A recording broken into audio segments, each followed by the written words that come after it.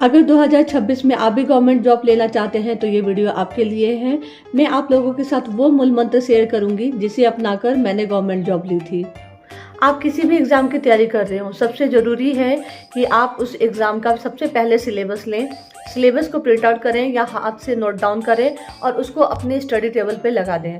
किसी भी एग्ज़ाम को क्रैक करने के लिए उसके 50% जो क्वेश्चन है वो सॉल्व हो जाते हैं सिर्फ और सिर्फ आपको अगर सिलेबस पता हो तो किसी भी एग्ज़ाम की आप जब तैयारी करें तो सबसे पहले आप उसका सिलेबस जो है अपने स्टडी टेबल पे लगा दें। सिलेबस के बाद आप उस एग्ज़ाम के PYQ ले लें। केवी का है, NVS है, EMRS है, या फिर आपके बिहार मतलब TRE 4 का आप एग्ज़ाम दे रहे हो, या दरोगा का एग्ज़ाम दे रहे हो, या फिर कोई भी सेंट्रल गवर्नमेंट का आप एग्ज़ाम दे रहे हो। उसके लिए सबसे ज़रूरी है कि आप अपना सिलेबस रख लें। उसके बाद जो है उसके प्रीवियस ईयर के जो क्वेश्चंस हैं वो आप ले आएँ। उस क्वेश्चंस को एक बार आप सरसरी निगाहों से पूरी तरह से देख लें, ठीक है। अगर आपको टाइम मिल रहा है तो आप उन सारे चैप्टर जो प्रीवियस ईयर के क्वेश्चंस हैं उसको बना जाए।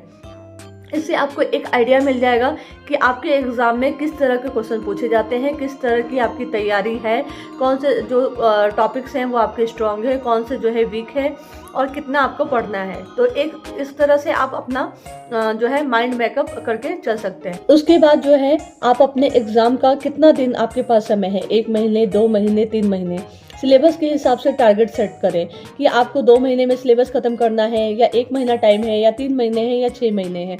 जितना भी है आपको अपना सिलेबस का जो है एक टारगेट सेट करना है और उसके साथ साथ आपको ये देखना है कि 2 महीने में हमारा सिलेबस खत्म हो जाना चाहिए।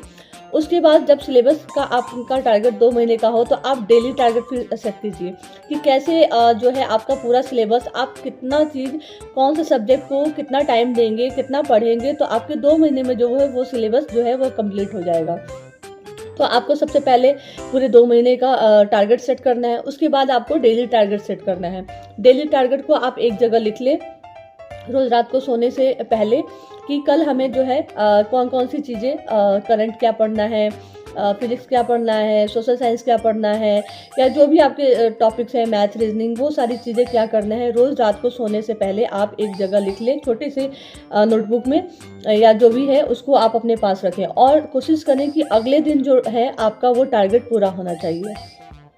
अब टारगेट को पूरा करने के लिए ज़रूरी है कि एक टाइम टेबल के हिसाब से आपको पढ़ना है, नहीं तो फिर अगर आप टाइम टेबल के हिसाब से नहीं पढ़ेंगे तो फिर आप रात को देखेंगे कि आपका टारगेट जो है वो पूरा नहीं हुआ है। तो टारगेट के हिसाब से आप अपना टाइम टेबल बना लें। सभी का टाइम टेबल अलग अलग हो सकता है क्योंकि मान लीजिए किसी का मैथ स्ट्रॉन्ग है तो किसी का GS स्ट्रॉन्ग है, किसी का सोशल साइंस स्ट्रॉन्ग है, किसी का साइंस स्ट्रॉन्ग है। जो सब्जेक्ट आपका वीक है उसको आप ज़्यादा टाइम दें और जो आपको लग रहा है कि मेरा स्ट्रॉन्ग है उसको थोड़ा टाइम दें। इस हिसाब से सुबह से लेके रात तक का आप एक टाइम टेबल बना लेंगे। उस टाइम टेबल के हिसाब से आप पढ़ेंगे और रोज़ पढ़ेंगे, ठीक है।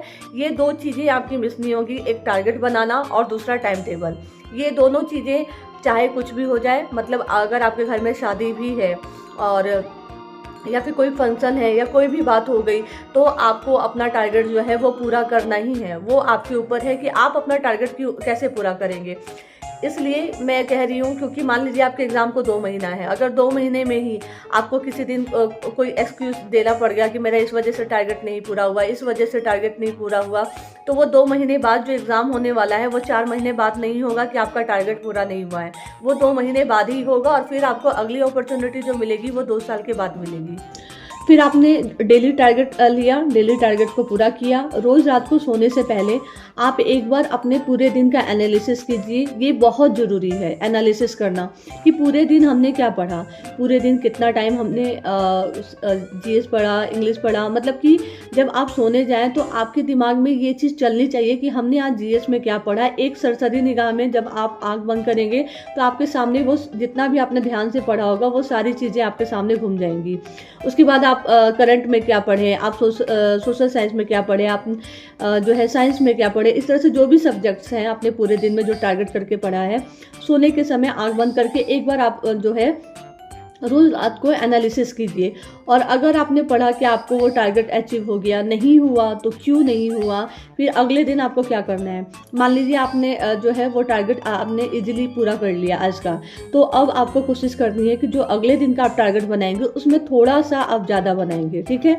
हमेशा आप थोड़ा सा ज़्यादा आप करने की कोशिश करेंगे, क्योंकि हो सकता है कि आपने जो टारगेट बनाया वो बहुत इजी टारगेट बनाया है कि जल्दी से 2 घंटे में ही पढ़ ले, लेकिन उतने से ही रिजल्ट नहीं होगा। आप हमेशा ये कोशिश करेंगे कि अगर आपका टारगेट आज एकदम इजी वे में पूरा हो गया है तो अगले दिन का जो टारगेट है थोड़ा सा आप टफ रखेंगे, ठीक है। इस बात का आप अपना ध्यान रखेंगे, क्योंकि आपको अपने कंफर्ट जोन में नहीं रहना है। हमेशा जो है जब आप अपने कंफर्ट जोन में रहेंगे ना तो आपकी ग्रोथ नहीं होगी, चाहे कोई भी ग्रोथ हो, पर्सनालिटी की ग्रोथ हो, एजुकेशन की ग्रोथ हो, कोई भी ग्रोथ हो। जब आप अपने कंफर्ट जोन में रहेंगे तो ग्रोथ नहीं होती है। जब आप अपने कंफर्ट जोन से जब बाहर थोड़ा सा एक्स्ट्रा करते हैं तब जाके आपकी किसी भी तरह की ग्रोथ होती है। एजुकेशन में भी यही है, जब आप अपने कंफर्ट जोन में पढ़ने लगेंगे तो ये समझ जाइए आपकी ग्रोथ नहीं है। आप थोड़ा सा कंफर्ट लेवल से बाहर निकल के, यानी थोड़ा ज़्यादा टारगेट लेके आपको पढ़ना है, ठीक है। और सबसे बड़ी चीज़ कि आपको चीटिंग नहीं करनी है। किससे? तो खुद से, अपने आप से आपको चीटिंग नहीं करनी है। आपको पता है कि हम कहाँ पे चीटिंग कर रहे हैं। हम भले अपने पेरेंट्स को या भाई बहन को जो भी है हम दिखा रहे हैं कि हम पढ़ रहे हैं, ठीक है, लेकिन जब भी हम चीटिंग करते हैं पढ़ाई से तो हमारा मन जानता है कि हम कहाँ पे चीटिंग किया। अगर कोई एग्ज़ाम हमसे क्रैक नहीं होता है तो हमें बिल्कुल पूरी तरह से पता होता है कि हमें हमारा एग्ज़ाम क्यों नहीं हुआ, कहाँ हमने लापरवाही की, कहाँ हमें सावधानी बरतनी चाहिए थी, कहाँ हमें ज़्यादा मेहनत करनी चाहिए थी और कहाँ हमने कम मेहनत की, कहाँ हमने नहीं किया, ठीक है। तो ये जो है हम अपने एनालिसिस खुद से कर सकते हैं। कोई दूसरा हमारा इतना अच्छा एनालिसिस नहीं कर सकता है जितना हम खुद से कर सकते हैं। तो बिल्कुल अपने आप से चीटिंग मत कीजिएगा, अपने आप को बिल्कुल फेयर रखिएगा। आपको ये पता होना चाहिए कि पूरे दिन में आपने सही तरीके से कितना पढ़ा, कितना आपको आउटपुट मिला, ठीक है। तो इस चीज़ की आप बिल्कुल रहिएगा। अगर आप अपने से चीटिंग नहीं करेंगे तो बिल्कुल सफलता आपके पास होगी। और लास्ट में रिवीजन हमेशा करते रहिएगा, क्योंकि जो है हम पढ़ते जाते हैं, आगे पढ़ते जाते हैं और पीछे का अगर हम रिवाइज नहीं करते हैं तो फिर वो क्या होता है, वो हम भूलते जाते हैं। लेकिन हम भूले नहीं, ये सबके साथ होता है कि जो पीछे का पढ़ते हैं अगर उसको हम रिवीजन नहीं करें तो वो भूलते जाएंगे।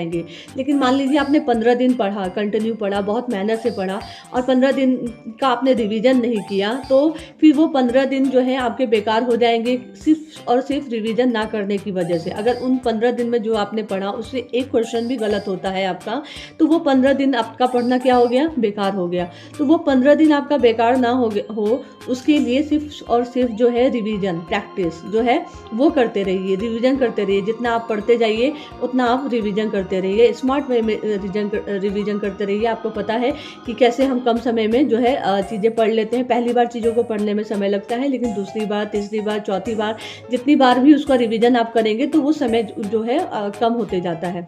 तो रिवीजन जरूर करते रहिए। ये जो है, अगर ये प्रोसेस शुरू से लेके कि प्रण आपने लिया कि हमें 2026 में जो है रिजल्ट लेना ही लेना है, वहाँ से लेकर रिवीजन तक का पूरा प्रोसेस अगर आपने एकदम ईमानदारी से फॉलो किया तो 2024 में मेरी गारंटी है कि आपका जो एक गवर्नमेंट जॉब आपकी होगी। बिल्कुल एकदम कंफर्म रहिए, क्योंकि मैंने अपने टाइम में यही किया था और यही एक सक्सेस होने का मूल मंत्र होता है। तो 2026 जो आ रहा है वो बहुत सारी खुशियाँ लेकर आ रहा है, क्योंकि बहुत सारे एग्ज़ाम जो है इसके पहले 3-4 महीने में ही होने वाले हैं। जैसे बीपीएससी ईडीओ का एग्ज़ाम होने वाला है, केवीएस, एनवीएस इसके एग्ज़ाम होने वाले हैं, बिहार दरोगा का एग्ज़ाम होने वाला है, ठीक है, बीपीएससी का अपना एग्ज़ाम आएगा और भी डीएसएसबी का एग्ज़ाम होने वाला है मार्च में, ठीक है। तो बहुत सारे जो एग्ज़ाम हैं वो क्या होने वाले हैं, विदिन 6 मंथ के अंदर ही होने वाले हैं। तो हम बिल्कुल ये प्रण ले लेंगे कि हमारा ये होगा कि 2026 में जो हम अब से तैयारी करेंगे वो बिल्कुल और बिल्कुल ईमानदारी के साथ और बिल्कुल पूरा टारगेट होकर करेंगे कि हमें विदिन 6 मंथ में जो है हमें कोई ना कोई जॉब ले लेनी है, ठीक है। और अगर ये वीडियो पसंद आया हो तो प्लीज़ इसको लाइक कीजिएगा और कमेंट कीजिएगा, लोगों के साथ शेयर कीजिएगा और नए हैं तो प्लीज़ इसको सब्सक्राइब कर लीजिएगा। Thank you.